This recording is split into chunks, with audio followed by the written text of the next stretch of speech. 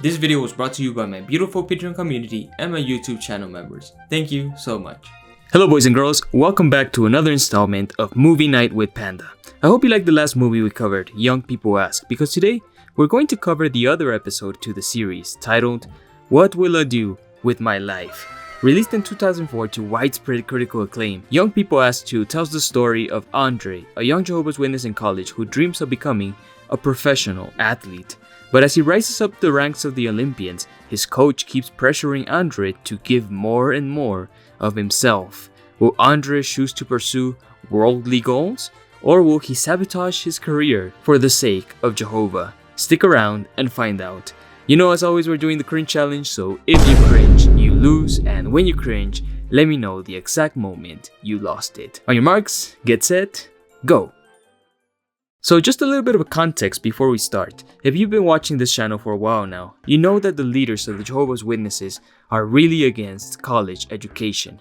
This is for two main reasons. The Watchtower views college as a spiritually dangerous environment where the ideas of Satan's world are put on full display. Second, the Watchtower views college as a waste of time since Armageddon is just around the corner.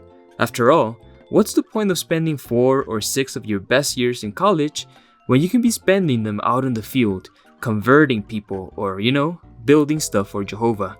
It requires faith to decline higher education. So this film was made with the purpose of encouraging young Jehovah's Witnesses to pursue spiritual goals instead of pursuing worldly goals. Every Christian youth must ask himself a soul-searching question. What will I do with my life?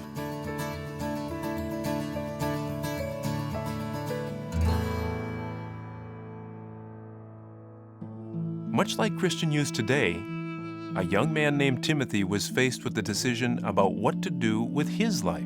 So the film starts with a flashback to gospel times and uses Timothy as their poster child. Timothy was raised in a mixed faith household, with his mom and grandma being Jewish and later Christian converts, and his pops was a wicked Roman heathen. Like young ones today, Timothy would undoubtedly have been subjected to the influence of instructors who would promote worldly philosophy. What would he do with his life? Show up in some Watchtower propaganda 2,000 years later? A significant event in Timothy's life was the visit of the Apostle Paul. In time, Lois, Eunice, and Timothy all became Christians. Little did Timothy realize how profound an influence Paul would have on his life.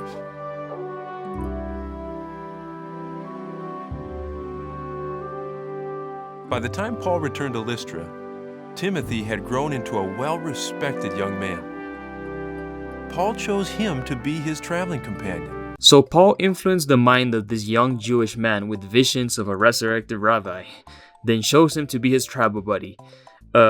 These stories are wild, man. I don't know, man. You've been seeming sus lately. Like young Timothy, Christian youths today face a choice: whether to use their lives in vain pursuits or in the service of Jehovah. Those are your only two options in life, boys and girls. Anything that is not service to Jehovah will be classified as a vain pursuit. There's no in between.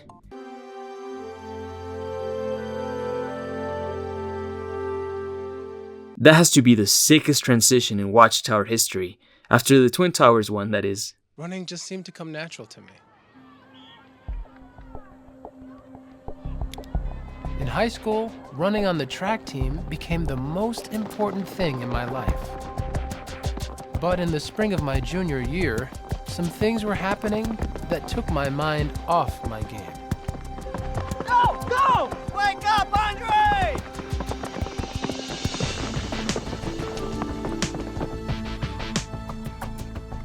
My mother and grandmother had become Jehovah's Witnesses. I wasn't baptized yet, but I knew it was the truth. The more I learned about the truth, the more I questioned how important running should be in my life.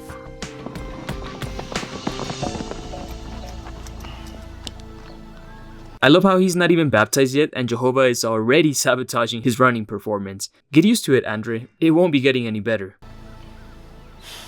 So now Andre tells his coach that he won't be able to go to practice next week because he has a part at the meeting, probably just a 5-minute Bible talk. And coach reminds Andre that if he wants any scholarships, he needs to give it his very best. Look, your religion is your business, but this team is mine. If you want to run, I need 100%. Makes sense, that's reasonable advice. Coach is just doing his job. Oh, and he also tells Andre that he owns his ass.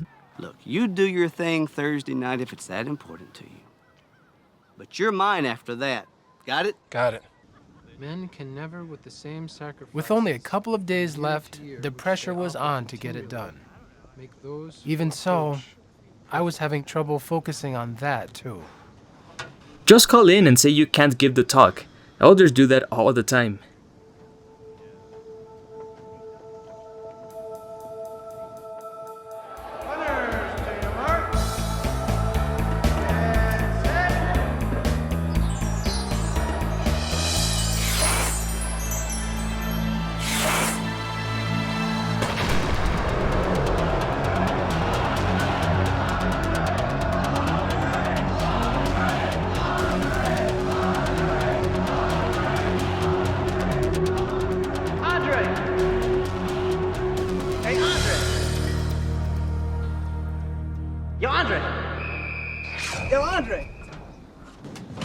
Yo, Dre.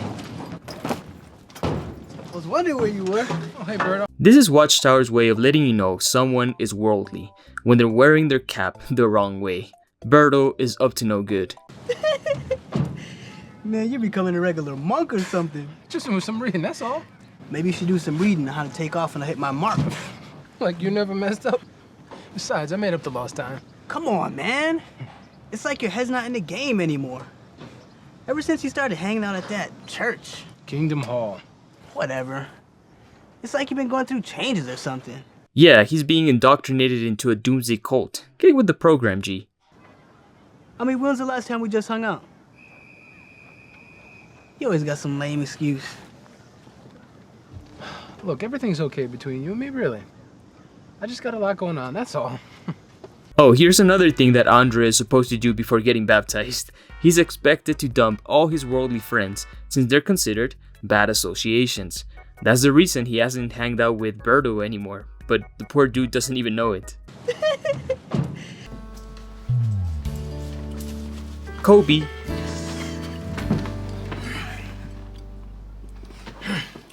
Chicken looks great, Mom. Of course. Andre, don't you owe me an explanation? I'm sorry, Mom. Practice just ran late. Again? Well, like Dad says, practice makes perfect. Do they have to work you so hard? You barely have time for anything else. Like that talk you had this week. Hey, Dad. I will. Hi, honey. Hey, son. Hey, Grandma. Hey, hon. How was work? Not one of my better days. My new website kept crashing. Dad, we worked on that blind pass today. It needs a little work, but I think we're real close. Oh, and the 100-meter sprint? They may as well give me the trophy now. Oh, that sounds great, son. Yeah, Coach Clark is a little worried, but I think if we can ace the Invitational next week, then a divisional in 3 weeks is in the bag. Oh, divisional in 3 weeks. Andre, I'm not going to be able to make it. I'm going to be out of town with some investors that week. Oh, no big deal, Dad. You know the dad is a dirty heathen because he has a comically fake beard and because he's a workaholic. Once you're in the business world, you have to be better than everyone else, or you'll get eaten alive. Dad, I just got a lot going on, that's all. Practice, tests, and all that. Let's see. Practice, tests. Aren't you leaving something out? What about all the time you spend going to those meetings? But you said it was okay for me to go. If it didn't interfere with school. Right. Seems reasonable to me. Honey, I don't think that going to the Kingdom Hall is the problem. No, Dad, it's just that Coach Clark has stepped up our training. Andre, if you try to do it all, something's going to suffer. You're going to have to start being more responsible, son. Will, this Thursday, Andre's going to do something very responsible. He's going to give a talk in front of 100 people at our congregation. Damn, remember when you could actually get 100 people to come to the Kingdom Hall during a weekday? Now you can barely get 40 asses on the seats. Well, I don't see how that's going to help him do better in school. Or anywhere else for that matter. Well, he's learning how to communicate, to teach. These are skills that can help Andre in whatever he chooses to do. Honey, why don't you come to his talk and see for yourself? Yeah, Dad, you don't have to stay for the whole meeting. Whoa, whoa, whoa, whoa, whoa. Hold on. We all had an understanding, right? This is not my religion, it's yours.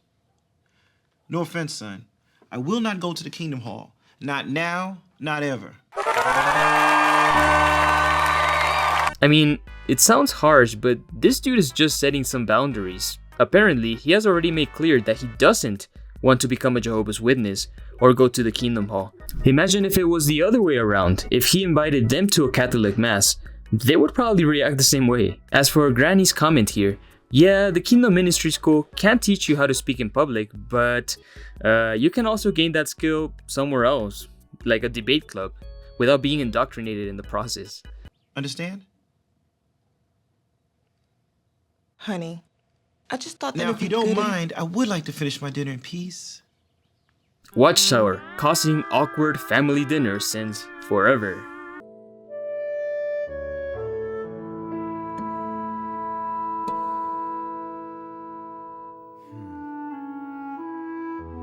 Andre seems to have everything going for him. You know what would be silly? If he tossed it all away for an imaginary friend in the sky.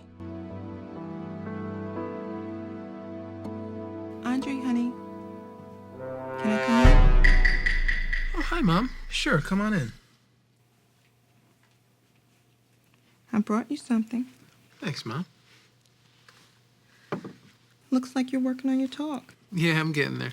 Andre, your dad loves you very much. He's had a hard time out there, and he doesn't want you to have the same struggles or make the same mistakes. Neither do I. But your grandmom and I, we have another concern. I know your dad supports your running, and I'm trying not to interfere. I don't want anything to become more important than your relationship with Jehovah. Can I love running and Jehovah? Yes! Yes, you could, Andre! If you would have chosen any other religion. There's like thousands of them, and your mom just happened to go for the craziest one. Do you remember what Jesus said? You cannot slave for two masters. You'll end up loving one and hating the other. Son, I know with Jehovah's help, you will make the right decision. This is like my least favorite trope in these Watchtower movies. The parent telling their child they know they'll make the right decision when there's only one decision to be made. I know, but it's all about good spiritual judgment. Do you think that these trends reflect Jehovah's view of respectable dress? I know that you'll do the right thing. She might as well just have said, Andre, I know you're gonna toss all your hard work away for the sake of this cult. I decided to join. Oh, oops, spoilers. Well, I better get this talk finished. I know you'll do a good job, honey. I know he's a fictional character, but I feel kinda bad for Andre because no matter what he chooses, he's bound to disappoint one of his daddies. So you wanna disappoint your biological father, Andre, or your father in the sky, Jehovah? Your choice. Christians are runners. Runners in the race for life. We must have endurance to finish that race. Runners in a long-distance race often eat a lot of carbohydrates the night before. Like a long-distance runner, we can build up a reserve of spiritual strength by feeding on spiritual food. This will help us to run the race with endurance and to gain the prize of everlasting life. Nice. I've only heard that illustration like a gazillion times before. And again, great job on your talk tonight. Hey, we're looking forward to your next one. Thanks, I appreciate it. Good evening, Andre. Oh, hello, Brother Fleissig. That was your first talk. A real milestone. You did an excellent job. Thanks, Brother Fleissig. Your illustration about eating carbohydrate. Very effective. Well, I guess talking about comes pretty easy to me. So I've heard. You know, I was into sports myself when I was young. You were? Don't let this cane fool you, young man. When I was your age, I had dreams of swimming in the Olympics. Really? I never knew that. Perhaps someday I will tell you about it. Say, I was wondering, do you know of an energetic young man who could help me with a small project around the house? Sure, Brother Fleissig. I'd be happy to help. I could come by Saturday after practice. Wunderbar.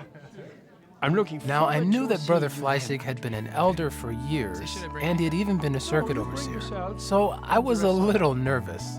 I actually thought about canceling. But I decided to keep my word and help him out that day. So now Mr. Wunderbar here invites Andre to perform some free labor in his home, and the old man has a bookshelf full of outdated doctrine. Just wait till Andre's dad finds out how his son is spending his free time. So Brother Fleissig now teaches Andre how to use an index. It's a Watchtower publication index. Yeah, I'm serious. As if Andre didn't know how to search topics in alphabetical order. And then we get a montage of Coach stepping up the pressure on his team, you know, as he should. Here you go. Some more paint, my friend. Thank you. Could someone tell Andre we're not living in the 1700s anymore? Do they have to work you so hard? By the way, I didn't see you at the meeting on Thursday night. Here we I go. was concerned you're taken sick. Oh, no. It's because the divisional meet is just 2 weeks away. The coach is really pushing us hard. It takes a lot to be a winner, doesn't it? How far do you think you go with your running? I've always dreamed of running in the Olympics, but I don't know if I'm good enough for that. I'll probably get a scholarship to a good university, get a good job. I'd be pretty happy with that. Ah, education. A good job. It's wise to think about these things. What sort of spiritual goals do you have? Oh, you mean like getting baptized? I definitely plan on doing that, when I'm ready. Ah, excellent. Baptism opens the door to a life of service to Jehovah. It also opens the door to getting disfellowshipped and shunned by your family in case you decide this religion is actually not for you. You know, just a small caveat. Have you ever thought about the many opportunities open for a young man like you? Bethel service, pioneering, ministerial training school? Me? I don't know if I'm cut out for any of that, Brother Fleissig. It's not a requirement, is it? Requirement? No. But Jehovah does require that we give him our best. Well, how do you know what your best is? That's the fun part, Andre. You don't, because in the eyes of this religion, your best is never enough. No matter how much you do for Big J, you should always be doing more. Sure, you could say the same thing about, you know, the world of professional athletes, but at least they get fatly compensated for their work. This religion takes and takes from you, and the only thing it gives you back is religious PTSD. The coach says you are the best runner on the team. Why does he think that? I knows I'm fast, because I work really hard at it. I take it very seriously. Ah, now, suppose you start missing practice. You are distracted by other things. The day of the big race comes, and you finish in last place. How would the coach feel then? He would not be happy. And why? Well, he knows what I can do, what I'm capable of.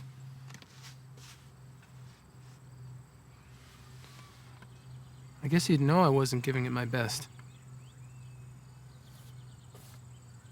Poor Andre is being guilt-tripped by everyone in his life. And the elder looks so smug like, oh yeah Jehovah, I got him good, didn't I? So now Andre meets up with Coach, who is revealed to have a knee injury from back in his college years. And now he has to take painkillers from time to time. So the film is implying that if you want to be successful in this world, you're gonna end up with a messed up knee for the rest of your life. Very subtle. This isn't about some little high school race. It's about your future. Son, you have a gift. A God-given gift. Don't waste it. Listen to your heart. Be what you know you can be. A winner. Now, to any normal person, Coach's little pep talk might seem pretty mundane, you know? Follow your heart, use your God-given gifts, nothing special. But to a Jehovah's Witness watching, all of this starts to set off alarms in their head. JWs are told that you shouldn't follow your heart, because according to Jeremiah 17:9, the heart is treacherous. Instead of relying on your own understanding, you should follow the direction of the Bible, of course, as interpreted by the Watchtower and Bible and Tract Society, which includes, of course, sabotaging career opportunities for the religion. So, Andre, is the coach still working you very hard? Oh, yeah. Why does this old man keep probing into Andre's private life? It's just so manipulative. Just leave my poor boy alone. But we never win otherwise. Winning means a lot to you, doesn't it? The rush across the finish line? Winning the trophy? I guess it's hard to explain. Ah, the finishing touch. Willkommen. Welcome. Oh, I thought it said, fuck off. Andre, do you remember how I told you that I used to swim? Brother Fleissig, is that you? Not bad, is it? I loved swimming. My dream was to swim in the Olympics, and my coaches told me I had the talent. So why didn't you? My goal seemed right within my grasp. Then one day... The witnesses. I loved what I was learning. I knew it was the truth. At first, I tried very hard to be dedicated to Jehovah as well as to my sport. Were you able to? I missed many meetings. I realized the truthfulness of Jesus' word. You cannot slave for two masters. So, I took a stand for Jehovah and resigned from my swim team. Bruh. It was a good thing that I did. Why is that? Andre, the world went to war. The Olympics were cancelled. Many of my former teammates joined Hitler's army. Well, that escalated quickly. I shudder to think that I might have joined them. No way you would have done that, Brother Fleissig. Millions did put faith in Hitler's promises. But only because I was active in the truth, I was not deceived. Holy cow, what an awful line. This old man just implied that the only reason he did not join Hitler's army was because he joined the Jehovah's Witnesses just in time. What about the thousands of Germans who refused to join Hitler's army because of their conscience? Did you forget about them? Like so many of our brothers, I was arrested and thrown into the concentration camp. Many of our brothers lost their lives. It was only with Jehovah's help I endured. So does this mean that Jehovah didn't help your fellow believers who died in the camps? It seems he didn't help them endure. You see what happens, guys, when you make the Holocaust all about yourself? But in spite of everything, I was happy. Happy? How could you be happy? Happiness does not come from possession of worldly success. Happiness comes from knowing you are pleasing Jehovah. In the camp, we had the opportunity to prove our love for Jehovah, and we learned to trust him absolutely. That made us happy. Happiness is a lot of things to a lot of different people. Never trust anyone who claims to have the key to absolute happiness. They're usually full of shit. Also, Grandpa, very subtle with that call to trust Jehovah absolutely, because absolute trust in some divine figure will never lead to disastrous consequences, right? Millions did put faith in Hitler's promises. Let me show you something. Oh, I'm glad this wasn't the congregation's sin log. In the camp, I had these. When I was your age, I wanted many things. Fame, money, how do you call it? The good life? In the camp, that meant nothing. But this bowl meant something. With it, I could eat and live. Ever so often, I take it out as a reminder. A reminder of what? That when we put Jehovah first, we don't need many material things. All we really need is our spoon and bowl. What? What about the fancy farmhouse you're living in? Did Jehovah just materialize that out of thin air? Is Jehovah also paying for all the drugs you're taking? This old man is using his traumatic experience at the camps to emotionally manipulate Andre to give up on his dreams. But there's like a gaping hole in your little pep talk. Come closer, Grandpa, let me tell you. We're not living in 1940s Germany. Just because you managed to make it out okay by giving the bare minimum in your career doesn't mean that Andre should do the same. This whole scene is even more embarrassing considering Brother Fleissig served as a circuit overseer. And you know that circuit overseers are a bunch of freeloaders that rely on the congregation to pay their bills. Hell, he's still relying on the congregation youth to paint his fence instead of, hiring someone to do it. Why couldn't Jehovah come down and paint it himself? Who knows? If Brother Fleissig belonged to any other religion, he would have encouraged Andre to work hard and follow his dreams, especially since he himself was not able to participate in the Olympics due to the war.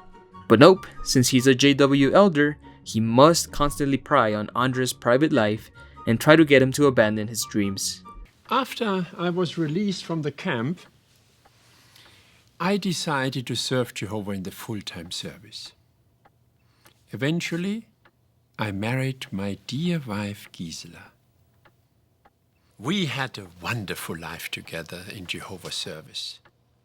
Together, we served as pioneers, then in the circuit work, and in raising our daughter Joy. Andre, do you see all these people with my wife and myself? Yeah, who are they? These are just some of the people we helped come into the truth. Great, more sabotage potential. No trophy could have brought me so much joy.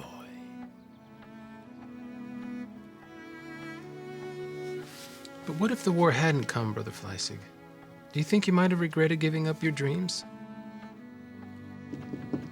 Dad, I'll be right in with your medicine. Okay, darling. Andre, when you get home, look up Philippians chapter 3, verse 8. I think that will answer your question.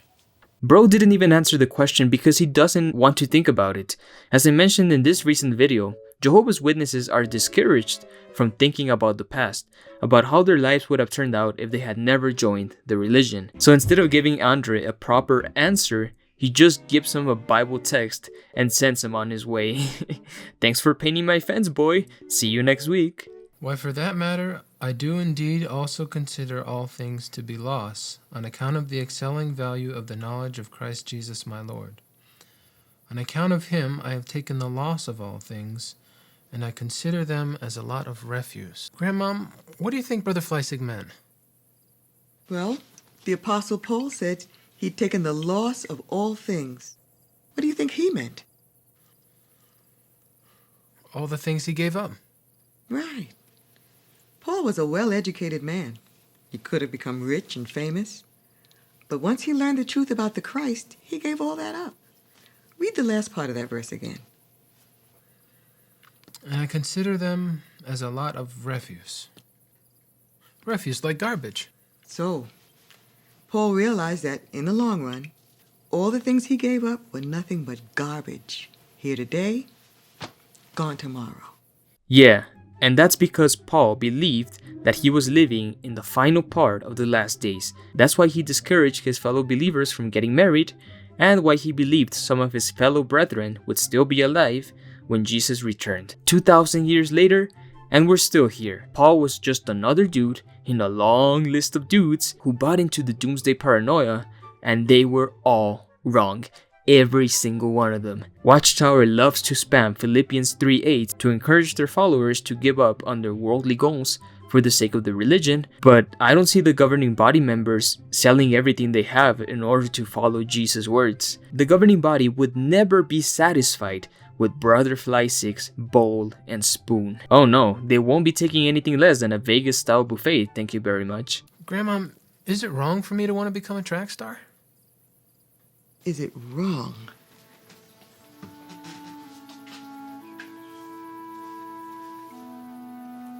It comes down to the price you're willing to pay. What do you mean? Remember how Satan offered Jesus all the kingdoms of the world? What did Satan want in return? He wanted Jesus to worship him. If you want to be a star in Satan's world, don't you think he's going to want something from you? Granny must be off her meds again. How is being a successful track star equal to bowing down before Satan himself? It's like these people are incapable of directly answering Andre's questions. They give him the illusion of having free will, but in reality, there's only one Jehovah-approved solution that he's expected to take. I'll take you any day. Here to the other end of the line. Nah, Berto. That's what I thought. Come on, we just showered now? No, I understand. I want to get whipped in front of these girls. Not good for your rep. Roberto. So now Andre and Berto have a friendly run in the parking lot, and this goofy motherfucker injures himself just one day before the competition because the plot requires some sort of tension to keep us from falling asleep. Trey, are you okay? Coach is gonna me. This ain't good. How am I gonna run tomorrow? I can't believe this. Stay calm. Stay calm. You just need a shot. You know painkillers. The pros use it all the time. Nah, man, forget it. If anyone found out the coach would get in trouble. The school don't have to know. Nobody does. I know just what you need. Nah, man, I don't know about that. No, Berto, forget it. Look, man. Do you really want to watch another meet from the sidelines? Huh? Besides, without you, our team is sunk. I'm sunk. Now ain't the time to get righteous on me, Andre. Of course, Berto explodes in a fit of rage because all worldly people are super pissed off all the time. Bro, come on. You're not breaking no law. Just some dumb rule.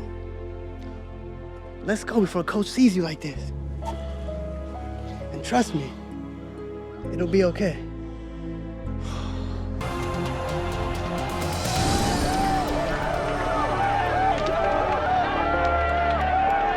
So the movie implies that Andre took the painkillers, which was against the rules, and his team took the trophy home. I mean, yeah, that sucks, but at this point, it's your fault, Andre, for fooling around in the parking lot one day before your competition. Dre, I'm trying to tell you, they cannot stop the true blue Wildcat. They tried to, but we did it, bro. Okay, boys, listen up. Let's gather around. See, I told you that stuff would work. Don't worry, your secret's safe with me. Whoa. Have to be careful, though. We can't rest on our laurels and our accomplishments. Next, there's the state championships. And for some of you, it doesn't have to stop there. So what I need is more focus, more commitment, and more dedication. Sure, it'll require some hard work, some sacrifice, but it's worth it, isn't it? Yeah! Question is, are y'all up to the challenge? Yeah! I said, are y'all up to the challenge? Yeah! Who's number one? We're number one! We're number one! We're number one! We're number one! We're number one! We're number one! Look at all these heathens celebrating their victory after months of hard work. How dare they? Let's play ominous music so the audience know that they're evil. If you want to be a star In Satan's world, don't you think he's going to want something from you? But I'm just afraid that running is slowing you down spiritually. No trophy could have brought me so much joy. How would you know that, old man? You never had a trophy. I'll be back in a little while. I gotta see Brother Fleissig. Is everything all right? Andre, that was Joy. Brother Fleissig, he died this afternoon. I'm so sorry, honey. I'm so sorry. Damn, he passed away just before Armageddon. Poor brother Fleissig.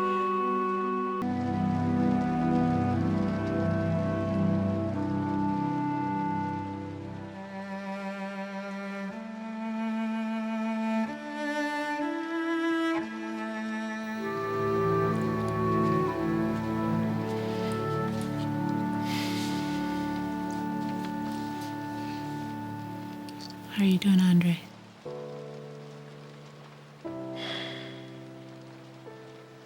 I wish I could see him just one more time. I really needed to talk to him. I want you to know Dad really cared about you, Andre. And he left this for you. It's something he wanted you to have. Is it a new paintbrush? Of course, the old man is manipulating Andre, even beyond the grave. My dear friend Andre, I want you to have this little memento of our times together. I hope that you will always remember the lesson it taught me. I have been sick for some time, and I am afraid that soon this tired heart of mine will stop and we will not be having our little talks anymore. That makes me very sad. But I do not want you to mourn, Andre. Rejoice that I have run the race to the finish. My young friend, I do not know what you will do with the precious life Jehovah has given you. I can only say that unless you use it to serve Jehovah, you will always feel empty. Yep, you heard that right, boys and girls. Unless you use up your one life for Big J, you're gonna feel empty. 3 years after leaving the religion, I'm still waiting on that feeling of emptiness to hit me. Use your life to serve Him, and you will have joy and happiness. Remember, the blessing of Jehovah, that is what makes rich, and he adds no pain with it. I'm confident, Andre, that you will enjoy a wonderful life in Jehovah's service. Your friend eternally, Walter Fleissig. That is quite a letter, Brother Dempster. How did this affect you? Well, I began to really think about my future. What I should do with my life. So step by step, I began rearranging my priorities. Please tell everyone here what that involved.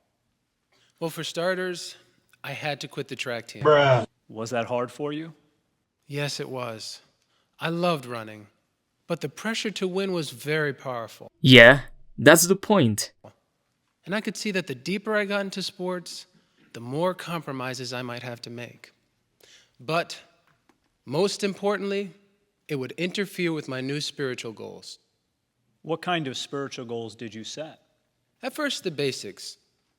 Personal Bible study, praying, getting to the meetings, all the meetings, and eventually getting baptized. Then my next goal was to enter the full-time ministry. I've been pioneering for 4 years now. Looking back, Brother Dempster, do you have any regrets over the sacrifices that you have made? Absolutely not. Just knowing I'm pleasing Jehovah, helping people study the Bible, and encouraging them to set spiritual goals, there's nothing like it, Brother Taylor. Now, I've been told that another one of your goals will soon be reached. Is that true? That's right. Last week, I received my invitation to attend the next class of the Ministerial Training School. Thank you very much, Brother Dempster. Very fitting that his last name is Dempster, since this has been such a dumpster fire of a movie. So Andre receives the applause of hundreds of fellow believers who, let me remind you, will shun him completely if he ever gets disfellowshipped. And his dad is also in the audience, because of course he is. How did they manage to change his mind after he swore he would never become a Jehovah's Witness? Who knows? I wonder how that conversation went. Oh yeah, son, you gave up scholarships and shots at success in order to knock on doors and perform free labor for some religion. Where do I sign up?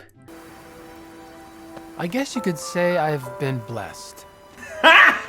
I've had a mother and grandmother who always encouraged me to pursue spiritual goals, and a father who has begun to show an interest in the truth. But Jehovah has also blessed me in another way, with a very special friendship. Brother Fleissig helped me to discover something that changed my life. That I had something to offer Jehovah, more than I realized. Every so often, I wonder what my life would be if I had pursued other things. Would I have more money? Be famous? Maybe. But then I remember the words of a dear old friend. Unless you use your life to serve Jehovah, you will always feel empty. Me when I blatantly lie. Well, I don't feel empty. I feel fulfilled, happy, with more blessings than I could count. Oh, and I'm still running, but in a different race, the race for life. That's a race I plan to keep on running in. And with Jehovah's help, it's a race I intend to win.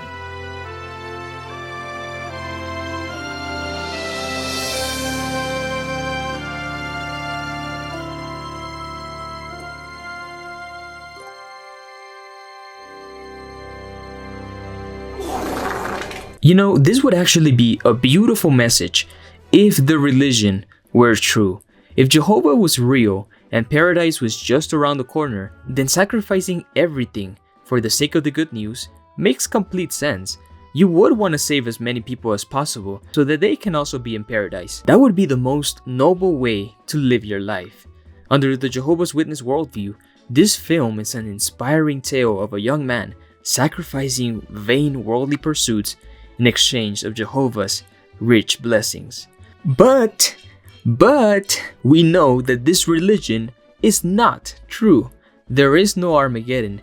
The end is not just around the corner, and paradise is at most wishful thinking. Knowing this, the film becomes a depressing tale of a young, talented man sabotaging his potential in order to perform unpaid labor for some cult. And this isn't just fiction. This story has repeated itself thousands of times all around the world for decades. By discouraging higher education and encouraging mediocrity in the work field, this religion has screwed over thousands of Jehovah's Witnesses. A lot of these members truly believed that they would see Armageddon in their lifetime, but now they're old and barely scraping by. You probably know a few yourself, or maybe you were affected by this rhetoric. So please don't let anything get in the way of your dreams. Work hard for your goals and do whatever makes you happy. Don't let other people decide what happiness is. And that's about the best advice I could give you. On your mark! Get set!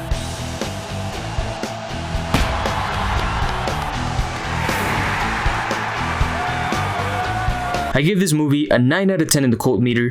Terrible message, corny acting, and no memorable characters.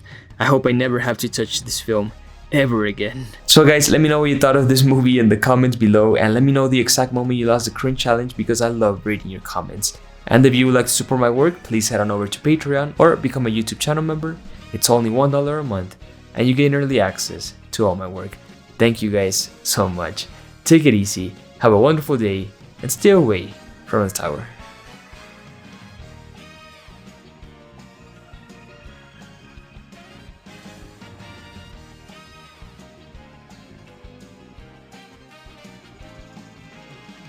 Ma. Goodbye.